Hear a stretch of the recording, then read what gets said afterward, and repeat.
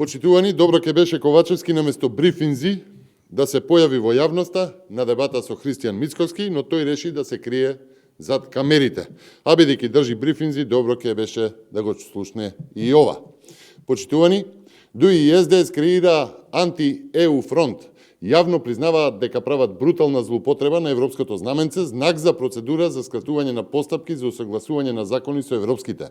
Напротив, менуваат веќе усогласен закон со Европската унија и тоа го прават со кршење на собраниските можности за побрзи усогласувања.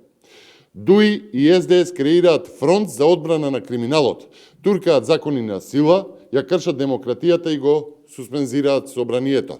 Се за да им мине криминалот, прифатени услови спротивни на законите. Работата нема да оди побрзо ако нема проекти дозвола за градба, градбата нема да оди побрзо со преморени работници, ниту со плаќање за дивоградбите. Единствено ќе оди криминалот на ДУИ, а полтронот Ковачевски ќе ја продолжи за неколку месеци својата политичка кариера. Ниту народот, ниту интеграциите, ништо не им е важно, освен спроведување на најголемата плячка на буџетот со надзор за градба специјализиран за шиење и услови за тешка физичка експлоатација на работниците. Пеналите од стотици милиони евра веќе ги плаќаат и тие пари нема да се вратат.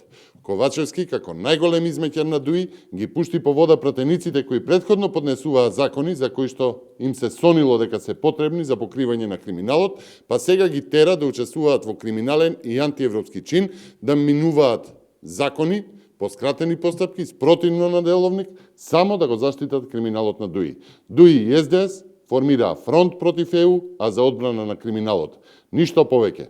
Почитувани, сето ова остава долготрајна последица, создава собраниска практика, создава услови утре било која држава да стави вето на интеграциите заради злоупотребена процедура и изигрување на демократијата и секако заради менување на еднаш веќе усогласен закон со Европската унија со неевропски норми.